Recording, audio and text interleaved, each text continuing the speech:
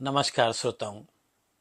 आज हम एक ऐसे विषय पर बात करने जा रहे हैं जो हमारे समाज में बहुत आम है, लेकिन जिसे अक्सर पहचाना नहीं जाता। ये विषय है कोअर्सिव कंट्रोल, अर्थात दबावपूर्ण नियंत्रण। हो सकता है आपने शब्द को पहले कभी नहीं सुना हो, लेकिन संभव है कि आपने इसे अपने आसपास होते देखा हो या शायद स्वयं इसका अनुभव किया हो। आज जब भी हम किसी रिश्ते में अत्याचार की बात करते हैं तो हमारे मन में सबसे पहले शारीरिक हिंसा की तस्वीर आती है। मारपीट, धक्का मुक्की या शारीरिक कोई सा भी नुकसान। लेकिन क्या केवल वही हिंसा है जो शरीर पर दिखाई दे? क्या किसी व्यक्ति की स्वतंत्रता छीन लेना, उसके निर्णयों पर नियंत्रण कर लेना, उसके मित्रों और परिवार से उसे दूर कर देना, हर समय उसकी निगरानी करना, उसे अपराध बोध में जीने के लिए मजबूर करना, क्या यह हिंसा नहीं है? मनोविज्ञान की भाषा में इसे ही कोअर्सिव कंट्रोल कहा जाता है। श्रोताओं, किसी भी स्वस्थ रिश्ते की नींव विश्वास, सम्मान और स्वतंत्रता पर टिकी होती है। लेकिन कुछ रिश्तों में धीरे धीरे प्यार की जगह नियंत्रण लेने लगता है। शुरुआत अक्सर बहुत मासूम लगती है, जैसे कोई कहता है कि मुझे तुम्हारी चिंता रहती है, इसलिए तुम बताना, जहां भी जाओ तुम बताना कि तुम कहां हो। यह सुनने में देखभाल जैसा लगता है, लेकिन धीरे धीरे बात बदल जाती है। तुम्हें वहां जाने की जरूरत नहीं है, उस दोस्त से बात मत किया करो, इस दोस्त से बात मत किया करो, वो मेरे खिलाफ तुम्हें भड़काती है, वो मेरे बारे में बुराई करती है, मुझे तुम्हारा फोन दिखाओ, तुम्हें किससे मिलना है ये मैं तय करूंगा। और एक दिन व्यक्ति महसूस करता है कि उसका अपना जीवन अब उसका अपना नहीं रहा। यह सब नियंत्रण की अदृश्य जंजीरें हैं जो हो सकता है पॉजेसिवनेस की वजह से आती हैं या स्वभावगत हैं, लेकिन अपने साथी पर नियंत्रण करने की इच्छा संबंधों में दरार पैदा करती है। तो कोर्सिव कंट्रोल की सबसे बड़ी विशेषता यह है कि इसमें जंजीरें दिखाई नहीं देती, कोई चोट दिखाई नहीं देती, लेकिन धीरे धीरे व्यक्ति का आत्मविश्वास टूटने लगता है। उसे अपने निर्णयों पर भरोसा नहीं रहता और वो हर समय सोचता है कि मैं कहीं गलत तो नहीं हूं, शायद समस्या मुझ में ही है।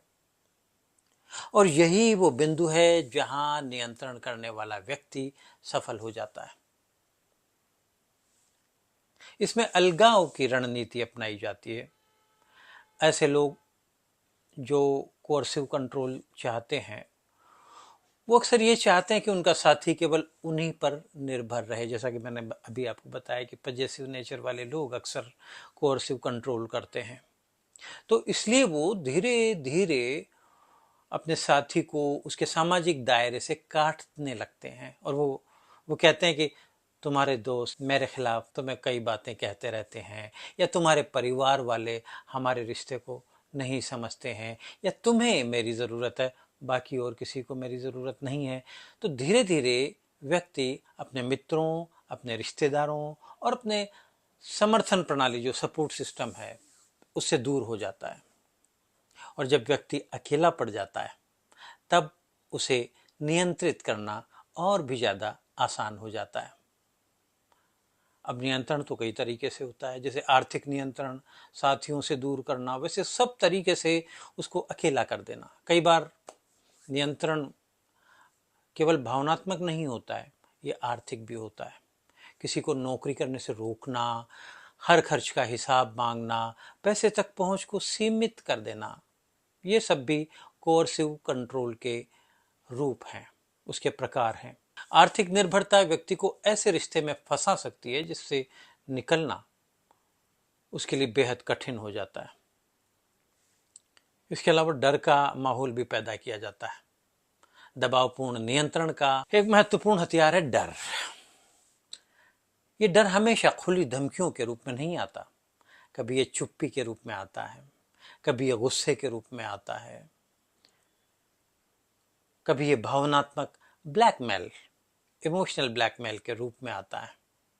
व्यक्ति धीरे धीरे अपनी इच्छाओं और अपनी ज़रूरतों को दबाने लगता है और फिर उसका हैबिचुअल हो जाता है, उसकी आदत ही हो जाती है कि उसकी सारी इच्छाएं सीमित हो जाती है। उसको समाज में मिलना, उसको घूमना, उसको सोशल सामाजिक दायरा बढ़ाना, इसमें रुचि खत्म हो जाती है। तो फिर प्रश्न उठता है कि क्या प्यार का अर्थ नियंत्रण है? नहीं। सच्चा प्रेम किसी को कैद नहीं करता। सच्चा प्रेम किसी की आज़ादी नहीं छीनता। सच्चा प्रेम किसी की पहचान को नष्ट नहीं करता। तो यदि कोई रिश्ता आपको अपने निर्णय लेने से रोक रहा है, आपके आत्मसम्मान को चोट पहुंचा रहा है, आपके मित्रों और परिवार से आपको दूर कर रहा है, तो ये प्रेम नहीं है। लोग प्रेम के आवरण में इसको ढकते हैं, लेकिन ये प्रेम नहीं है, ये नियंत्रण है। पीड़ित की मनस्थिति क्या होती है इसमें?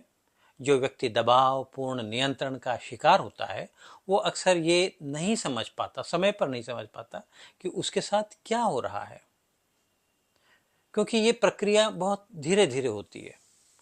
उसको लगने लगता है कि शायद ये व्यक्ति मेरी परवाह करता है, मेरी चिंता करता है, इसलिए लगातार मेरे बारे में पूछना, मुझे इधर उधर जाने से रोकना, ये सब इसीलिए करता है। तो उसको महसूस होता है कि इसकी बात मुझे माननी चाहिए, शायद गलती मेरी है। लेकिन सच ये है कि किसी भी स्वस्थ रिश्ते में दोनों व्यक्तियों का सम्मान और स्वतंत्रता समान रूप से महत्वपूर्ण होती है। तो फिर क्या किया जाना चाहिए? यदि आपको लगता है कि आप या आपका कोई परिचित ऐसे रिश्ते में है, तो सबसे पहला कदम तो यह है कि इस चीज़ को पहचाना जाए कि केयर कहाँ है और नियंत्रण, कंट्रोल कहाँ है। समस्या को पहचानना ही समस्या का समाधान है। भरोसेमंद मित्रों और परिवार से आप बात कीजिए, स्वयं को अलग थलग मत होने दीजिए, अपनी आर्थिक और सामाजिक स्वतंत्रता बनाए रखिए और आवश्यकता पड़ने पर पेशेवर परामर्शदाता या मनोवैज्ञानिक की सहायता लीजिए। मदद मांगना कमजोरी नहीं है, बल्कि साहस का परिचायक है।